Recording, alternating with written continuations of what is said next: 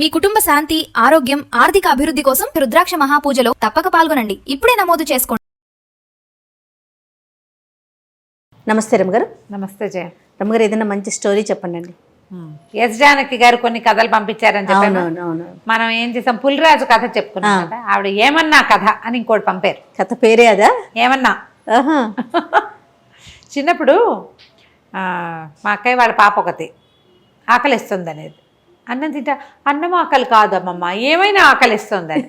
ఏమైనా ఏదో ఒకటి, అన్నం కాకుండా.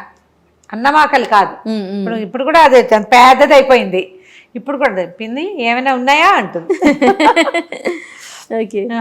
ఇది ఏమన్నా కథ అనమాట. పూర్వం అట ఒక గొప్ప రాజుగారు ఉండేవారు, చక్రవర్తి. ఆయన చాలా దేశాల రాజ్యాల వాళ్ళు ఆయనకి కింద సామంతులుగా ఉండేవాళ్ళు. అయితే చాలా కాలం పిల్లలు కలగలేదు. చాలా కాలం పిల్లలు కలగల. భార్య భర్త ఎన్నో పూజలు, వ్రతాలు, నోవులు ఎన్నెన్నెన్నెన్నో చేసేవారు. అయితే ఎంతో కాలానికి ఆయనకి ఒక అందమైన కుమారుడు కలిగేట. చాలా అందగాడు. అయితే చంద్రసేనుడు అని పేరు పెట్టుకున్నారు. చంద్రుడిలాగా ఉన్నాడని చంద్రసేనుడు అని పేరు పెట్టుకున్నారు. ఎంత బాగానో పెంచుకున్నారు. ఈయనకి వేట అంటే చాలా ఇష్టమట. ఈయన ఎప్పుడు వేటకి వెళ్తుండేవాడు. ఒకసారి వేటకి వెళ్ళినప్పుడు పక్క సామ్రాజ్యానికి దగ్గరలో ఉన్న ఒక రాజ్యపు రాజుగారు కూడా అక్కడికి వచ్చాడు. ఈయన చక్రవర్తి, ఆయన రాజు. ఈయన వాళ్ళందరి మీద అది పెద్దవాడు అనమాట. ఆ రాజు ఈయన కలిసి అక్కడ వేటాడుతున్నప్పుడు మధ్యలో ఒకే లేడిని ఇద్దరు ఏం చేసి ఎవరు ముందు కొట్టారో చూసుకుని మాట్లాడుకున్నారు. ఆయనకి వేట అంటే ఇష్టం, ఈయనకి వేట అంటే ఇష్టం. సరే, ఇద్దరు చాలా స్నేహం అయ్యారు. ప్రతిసారి వేటకి వెళ్ళేటప్పుడు ఆయనతో కంపెనీ బాగుండేదన్నమాట, చెప్పుకునేవాళ్ళు. అయితే రాజుగారి అబ్బాయి కొంచెం పెద్దదవుతున్నాడు, ఈ చక్రవర్తి గారి అబ్బాయి. రాజుగారికి కూడా ఒక కూతురు ఉంది, కాంతిమతి. పేరు బాగుందండి కదా. ఈ కాంతిమతి కూడా చాలా అందమైన పిల్లట. అసలు ఎంత అందగత్తో. క్రమంగా పిల్లలు పెద్దవాళ్ళు అయ్యారు. రాజుల స్నేహం కూడా పెరిగింది. చక్రవర్తి చెప్పాడు, మా అబ్బాయి కొంచెం పెద్దవాడు అవుతున్నాడు, వివాహం చేయదలుచుకున్నాము అంటే ఈ రాజుగారికి తన పిల్లని వీళ్ళకి ఇద్దామని ఉంది. కానీ కొంచెం ఆలోచిస్తున్నాడు. అంత పెద్ద రాజు, పెద్ద చక్రవర్తికి ఎట్లా పిల్లని ఇస్తామో అని ఏదో కొంచెం ముందు వెనక ఆడుతూ ఉన్నాడనమాట. అయితే ఏదో సందర్భంలో ఏమనుకున్నారు, అంత మరి పిల్లాడి పెద్ద సంబంధాలు ఇప్పటి నుంచి చూడాలి, ఒక 3-4 ఏళ్లలో చెయ్యాలి. ఇవన్నీ ఆ రోజుల్లో ఏంటంటే ట్రాన్స్పోర్టేషనా, ఫోన్లా ఏమిటున్నాయి. అవును. వీళ్ళందరూ ఉత్తరాలు రాయటము, తర్వాత ఏమో చిత్రపటాలు పంపించడము. మాకు అబ్బాయి ఉన్నాడు, మీకు అమ్మాయి ఏంటో ఇవ్వండి, ఇళ్ళని కనుక్కోవాలి కదా. మీ చిత్రపటాలు పంపండి, చిత్రపటాల గోల. ఇదంతా వీళ్ళంతా రథాలు వేసుకుని, గుర్రాలు వేసుకుని పోవాలి, రావాలి, బోల్డ్ సమయం పట్టేది. ఈ గందరగోళంలో అవుతుంది కదా అని మాట్లాడుకుంటుంటే, అయితే రాజుగారు, చక్రవర్తి అడిగాడు రాజుని, నీకు ఎంతమంది కుమార్తెలు, ఎంతమంది కుమారులు, ఏమిటి అంటే, అమ్మాయి కాంతిమతి పేరు ఎంత బాగుంది అన్నాడు. చంద్రకాంతే, సూర్యకాంతే అన్నాడు. అనేసరికి చంద్రకాంతే ప్రభు, మా అమ్మాయి చాలా అందంగా ఉంటుంది, చాలా మృదువుగా. సూర్యకాంత్ అయితే షార్ప్, చంద్రకాంత్ అయితే మృదువుగా ఉంటుంది, చాలా బుద్ధిమంతురాలు, చాలా అందమైన పిల్ల అని.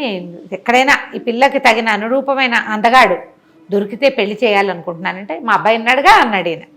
అసలు ఈయన మొహమాట పడి, కాదండి, ఒక ఊహ వచ్చింది కానీ నేను మిమ్మల్ని అడగడానికి భయపడ్డానంటే, అలా ఏం లేదు, మన ఇద్దరం స్నేహితులం, మేము ఎక్కడి నుంచైనా పిల్లని తెచ్చుకోవాల్సిందే, మన పిల్లలకి పెళ్లి చేద్దాం అనుకున్నారు.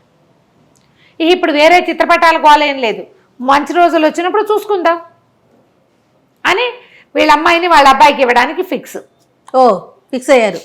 అయిపోయారు వీళ్ళిద్దరు. తర్వాత ఏమైంది, కొన్ని రోజులు గడిచేసరికి ఈ పిల్లాడికి ఒక 15-16 సంవత్సరాలు వచ్చినాయి. వాడు ఒకరోజు వేటకెళ్ళాడు. వెళ్తే ఈ రాజుగారి అమ్మాయి కూడా కొంతమంది స్నేహితురాలతో కలిసి అడవిలో వనవిహారానికి వచ్చింది. ఈ అబ్బాయి అమ్మాయి కలుసుకున్నారు. చంద్రసేనుడు, కాంతిమతి కలుసుకున్నారు. కలుసుకోవటం మొదలుపెట్టారు. ఈ పిల్లాడికి ఒక 15-16 సంవత్సరాలు, ఆ పిల్లకు 14 ఏళ్ళు. దగ్గర వాళ్ళు, దగ్గర ఏజో 2-3 ఏళ్ళు తేడా ఉంది. ఆ వయసు పిల్లలకి సహజంగా అట్రాక్షన్ ఉంటుంది, ఫ్రెండ్షిప్ కుదిరింది. వీళ్ళిద్దరూ మాట్లాడుకుంటూ ఉండేవాళ్ళు, ప్రతిసారి ఉత్తరాలు రాసుకునేవాళ్ళు, ఈ అడవిలో కలుసుకునేవాళ్ళు. ఈ పిల్లని పెళ్లి చేసుకోవడానికి నిశ్చయించుకున్నాడు. ఒక 2-3 సంవత్సరాలు గడిచేశారు కళ్ళు. అప్పుడప్పుడు కలిసేవాళ్ళు. అప్పుడు ఇలా రోజు కలిసేందుకు లేదుగా, 6 నెలలకి 5 నెలలకి కలుసుకునేవాళ్ళు. పిల్లలు ఎదుగుతున్నారు, వాళ్ళ ప్రేమలు కూడా ఎదిగినాయి. అయితే రాజుగారు చక్రవర్తి ముహూర్తాలు పెట్టిద్దామని అనుకుని భార్యకి చెప్పాడు, ఫలానా ఒక రాజుగారి అమ్మాయితో మన అబ్బాయికి పెళ్లి నిశ్చయించాను అని చెప్పేసరికల్లా ఈ కుర్రాడు అన్నాడు, అమ్మ నేను ఇంకో పిల్లని ప్రేమించాను, నేను అడవిలో కలుస్తాను అమ్మాయిని, నేను ఆ పిల్లనే చేసుకుంటాను అన్నాడు. డామ్ డూమ్ అని రాజుగారు చెడామడా పొట్టాడు. అటు పనికి రాదన్నాడు చక్రవర్తి. మాట ఇచ్చా ఎప్పుడో, అట్లా కుదరదన్నాడు. ఈ లోపల ఆ రాజుగారు కూడా ఈ చక్రవర్తి గారు అబ్బాయితో నీకు పెళ్ళంటే ఆ అమ్మాయి యువరాణి ఒప్పుకోలే. చెప్పేసరికల్లా ఆయన అన్నాడు, అమ్మ మాట పోతుంది చక్రవర్తి దగ్గర, ప్రధానమైనది ఏంటంటే మన రాజ్యం ఆయన చేతిలోకి వెళ్ళిపోతుంది, ఆయన కోపం వస్తే. ఆయన అంతటా ఆయన అడిగాడు కాబట్టి ఒకసారి కనపడ్డాయి పెళ్లి చూపులు, పిల్లని తెచ్చి చూపిస్తానని చెప్పా, పిల్లని చూపిస్తానని. వాళ్ళు వస్తామన్నారు. అబ్బాయికే నచ్చకపోయినా ఏదో కారణం చెప్దాం, అసలు పిల్లని చూపించని కూడా చూపించకుండా నేను కాదని అనకూడదని కూతుర్ని బతిమలాడుకున్నాడు. సరే ఒప్పుకుంది ఏడ్చుకుంటూ ఆ పిల్ల. వాళ్ళు కూడా ఏం చేశారు, ఆ రాణిగారేమో కొడుకుని బతిమలాడింది, ఎవరినో ప్రేమించేటంటే కావాలంటే రెండో పెళ్లి చేసుకోమని ఆ పిల్లని, ముందు ఈ పిల్లని చూడవలసిందేనన్నాడు. ఆ తర్వాత కథ, వివాహము పట్టపురాణి రాజు కూతురే కాంతిమతే అన్నాడు. అనేసరికల్లా సరే పేర్లు చెప్పుకోలేదు, తండ్రి పేర్లు రాలేదు. ఈ పిల్లాడు వెళ్ళి ఆ పిల్లని చూడడానికి వెళ్ళాడు. రాజు చక్రవర్తి గారు ఆయన భార్యమణి కుమారుణ్ణి తీసుకుని మంది మార్బలంతో కలిసి రాజుగారింటికి వెళ్ళాడు.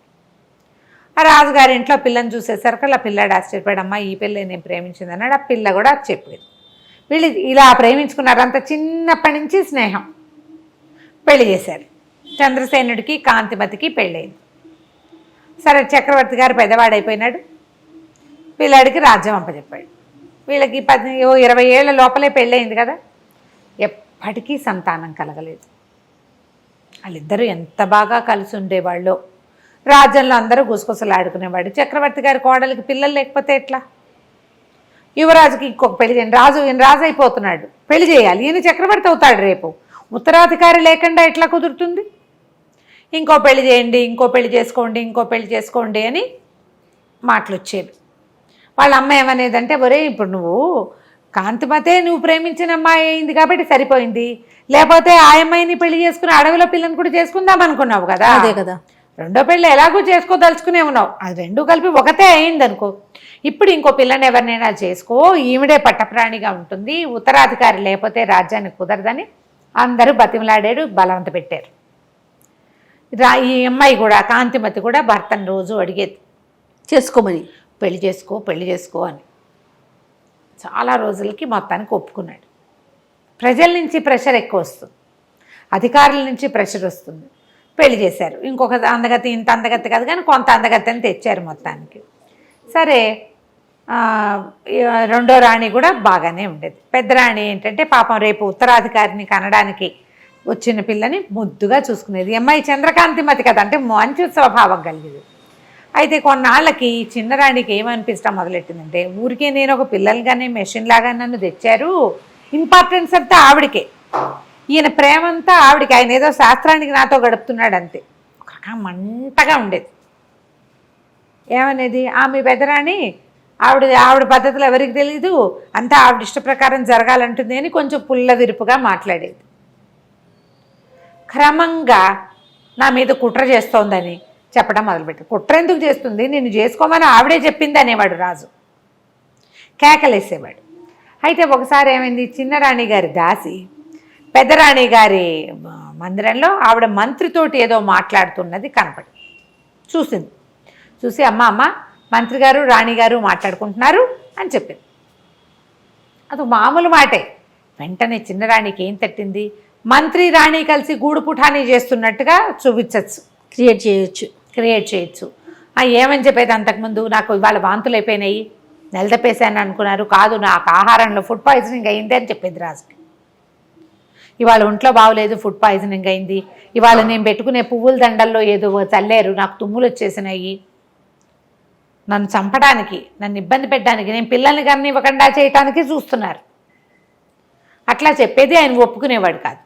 ఈ మంత్రి రాణి మాట్లాడుకుంటున్నారు కదా, ఈ మాట చెప్పేసరికల్లా ఈవిడేమంది, రాజుకు చెప్పింది, నువ్వేమో నేను చెప్పితే నువ్వు వినవు, రాణిగారు మంత్రి గారితోటి మంత్రాంగం చేస్తుంది, నన్ను చంపటానికి ఏమో మందులు తెప్పించేందుకు ప్రయత్నం చేస్తాం. అయ్యో, మంత్రి కూడా కలిసిపోయాడు. అనేసరికల్లా రాజుకు అర్థం కాల, అంత పని చేస్తుందా నా రాణి? అట్లాంటిది కాదంటే ఇక్కడ కొండు మండిపోతుంది. నారాయణి నారాయణి అంటాడని. కావాలంటే కనుక్కో, నువ్వు మంత్రి వచ్చాడో లేదో కనుక్కో. అప్పటికి ఒక 20-30 సార్లు విన్నాడేమో. ఆల్రెడీ కొంచెం కలుషితం అయింది లోపల కొద్దిగా. ఏమైంది, ద్వారపాలకుల్ని ఇవాళ ఎవరెవరు వచ్చారు అని కనుక్కుంటే మంత్రి గారు వచ్చారు. ఎంతసేపు ఉన్నారు? అరగంట సేపు ఉన్నారు. ఎవరితో మాట్లాడారు? రాణితోటి మాట్లాడారు. వెంటనే ఆయనకి ఏమనిపించిందంటే విషం తెప్పిస్తోంది. నిజానికి అక్కడ ఏం జరిగింది, చిన్న రాణి పుట్టినరోజు వస్తోంది, ప్రత్యేకంగా అలంకారాలు చేయించండి, ఆవిడకి చీరలు నగలు తెప్పించండి కొత్తవి బయట నుంచి అని చెప్పింది. అప్పుడు కోశాధికారికి కబురు వెళ్ళింది. చిన్నరాణి గారి పనుపున మంత్రి గారు ఏమైనా డబ్బు తెప్పించుకున్నారా అని. డబ్బు తెప్పించుకున్నారు. ఆయన తెప్పించుకున్నది బట్టలకి నగలకి వాటికి. అది తెలియదు. అది తెలియదుగా డబ్బు వెళ్ళిందన్నమాట మాత్రమే బయటపడింది. పడంగానే ఇక ఇంకేముంది, రాజుగారికి విపరీతమైన కోపం వచ్చింది. నువ్వే పెళ్లి చేసుకోమన్నావు. ఉత్తరాధికారి కోసం పెళ్లి చేసుకుంటే ఆ అమ్మాయి తెచ్చిన అమ్మాయిని ఏమైనా చేసేస్తే వెంటనే రాణికి అంతఃపురం నుంచి బహిష్కారం వచ్చేసింది. అయ్యో. మంత్రి గారిని పిలిచాడు. మంత్రికి ఏ మాట చెప్పే అవకాశం ఇవ్వాలి. అది కాదండి అని చెప్పబోయినా వినలేదు. నీ మీద గౌరవంతో ఇంతకాలం నువ్వు చేసిన సేవ వల్ల నేను నిన్ను వదిలేస్తున్నా, చంపకుండా. మళ్ళీ నువ్వు రాజభవనం గుమ్మం ఎక్కద్దు. ఈ మంత్రి గారికి దూరంగా ఒక పల్లెటూరులో ఆయన కుటుంబం ఉంది. ఆయన వస్తూ పోతూ ఉంటాడు ఇక్కడికి. మీ ఊరు వెళ్ళిపో, నువ్వు మళ్ళీ రాజధానిలోకి రావద్దు. నువ్వు ఆవిడికి లోబడిపోయావని నాకు అర్థమైపోయిందంటే అది కాదండి అని చెప్పపోతాడు. ఇక వినడు రాజు. సగం చెడిన బుర్రలో పెద్ద విత్తనం పడితే పూర్తిగా చెడిపోతుంది. అంతే. మంత్రిని పంపించేశాడు.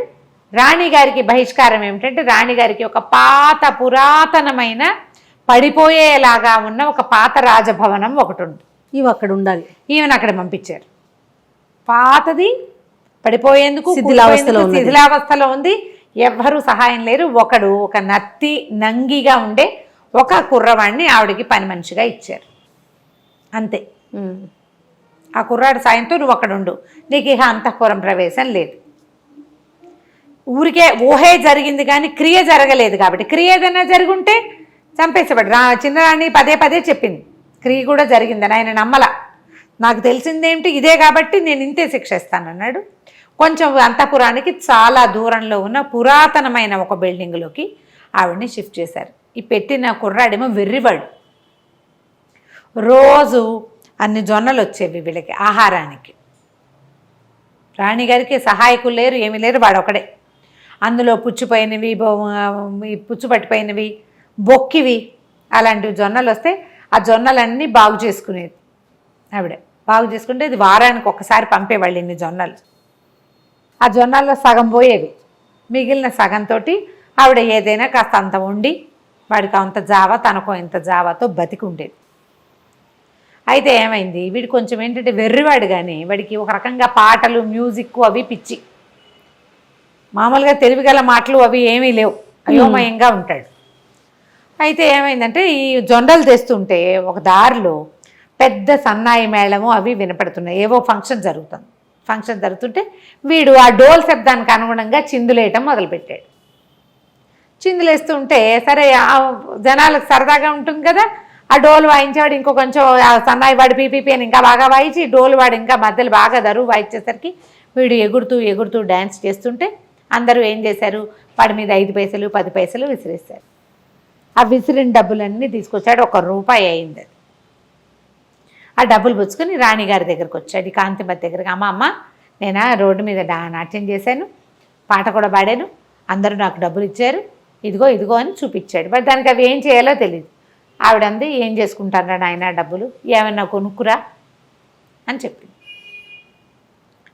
ఏమన్నా కొనుక్కురమ్మంది కదా. వీడు ఆ రూపాయి పుచ్చుకుని కొట్లోకి వెళ్ళి ఏమన్నా ఇవ్వండి అన్నాడు. ఏమిమ్మంటావురంటే ఏమన్నా ఇవ్వండి అంటాడు. రూపాయి చూపిస్తున్నాడు. ఈ ఏమన్నా ఇవ్వండి, ఏమన్నా ఏమిటి కావాలో అడిగితే కదా.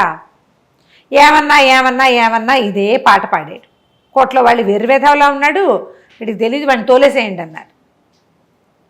తోలేస్తే ఒక ముసలమ్మ వస్తుంది అటు నుంచి. వీళ్ళ కొట్లో నుంచి తోసేసరికల్లా పోయి వీడు ఆ ముసలమ్మ మీద పడ్డాడు. పడేసరికల్లా ఆవిడంది, ఎవర్రా నువ్వు అని కేకేసి లేవదీసింది.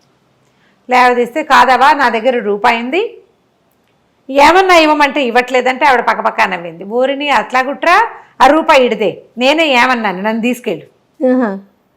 రూపాయి ఇవ్వు, నా పేరే ఏమన్నా, నేను ఏమన్నా కావాలని కొట్లో అడిగితే ఎలాగరా, నన్ను కదా అడగాలి, వస్తా పద నీతో పాటు అని ఆ రూపాయితోటి కాస్త కూర నార ఏవో కొనుక్కొని ఆ సంచి చేత పుచ్చుకొని ఈ కుర్రాడితో పాటు పెద్దరాణి గారు ఎక్కడుందో ఆ పాడుపడిపోయిన భవనానికి వెళ్ళేసరికి ఆవిడ తెల్లపోయింది. ఏమైనా కొనుక్కురమ్మన్నాను, నువ్వెవరో అమ్మా, నా పేరే ఏమన్నా అమ్మా, ఏమన్నా కొంటాను, ఏమన్నా అన్నాడు, నన్నే పిలుస్తున్నాడని వచ్చాను, నాకు తెలుసు నువ్వెవరో తెలుసు, వీడేమిటో కూడా తెలుసు, నీ సేవ చేస్తా, నీ దగ్గర ఉంటాను అంటే ఆవిడంది, అమ్మ నాకే ఏమీ రావు, వచ్చేదే వారానికి ఇన్ని జొన్నలు వస్తాయి, అందులో సగం ముక్కిపోయినవి, సగం పురుగు పెట్టినవి, వాడు నేను ఎట్లా కొట్లా బతికున్నాం అంతే అంటే, కాదమ్మా నీకు కావాల్సినవన్నీ నేను చేసి పెడతా, రాజభవనం నుంచి జొన్నలు కాదు, బియ్యము పప్పు ఉప్పు చీరానార అన్నీ వస్తాయి, నేను వచ్చా కదా అవన్నీ వస్తాయి అంతే.